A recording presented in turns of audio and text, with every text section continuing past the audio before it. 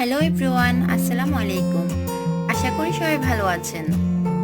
এই ঘাম জড়ানো গরমে ঠান্ডা ঠান্ডা এক গ্লাস টক ঝাল মিষ্টি কাঁচা আমের শরবত যেমন সকল ক্লান্তি দূর করে দেয় আর সাথে তো মনটা জুড়িয়ে যায়। আর এই জুসটা বানানো অনেক সহজ, খুব সহজে আপনিও বানিয়ে নিতে পারেন এই কাঁচা আমের টক ঝাল মিষ্টি শরবতটি। তাহলে চলুন ঝটপট তৈরি করে নিই। কাঁচা আমের জুস বানানোর জন্য আমি এখানে দুটি মিডিয়াম সাইজের আম নিয়েছি।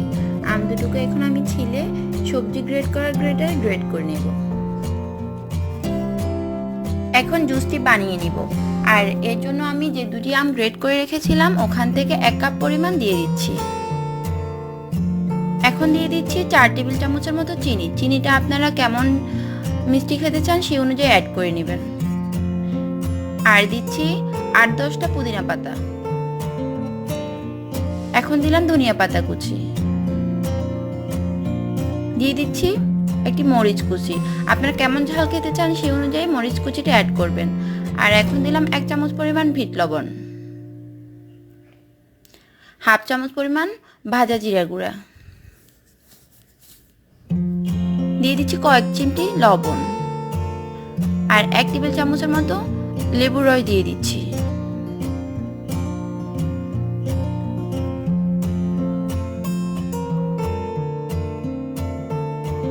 এখন 1 গ্লাস পরিমাণ পানি অ্যাড করে আমি প্রথমে স্মুথভাবে একটু ব্লেন্ডারে ব্লেন্ড করে নিব।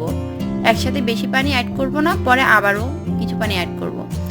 আমি ব্লেন্ড করে নিয়েছি, স্মুথভাবে ব্লেন্ড করে নিয়েছি। এখন আমি আরও 2 গ্লাসের মতো ঠান্ডা পানি অ্যাড করছি। আর এই জুসটা তৈরি করার সময় চেষ্টা করবেন যে ঠান্ডা পানি অ্যাড করার জন্য, এতে শরবতটি খেতে অনেক ভালো লাগবে। আবারও ব্লেন্ডার ব্লেন্ড করে নিয়েছি। ব্যাস তৈরি হয়ে গেল কাঁচা আমের টক ঝাল মিষ্টি জুস।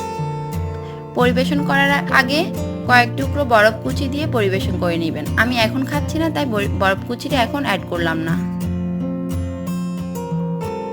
এই 1 গ্লাস ঠান্ডা ঠান্ডা টক ঝাল মিষ্টি শরবত একেবারে মন ঝুরিয়ে দিবে। আশা করছি আমার আজকের রেসিপিটি আপনাদের ভালো লেগেছে। আর ভালো লেগে থাকলে অবশ্যই আমার রেসিপিটি লাইক করবেন এবং ফ্রেন্ড অ্যান্ড ফ্যামিলির সাথে শেয়ার করবেন।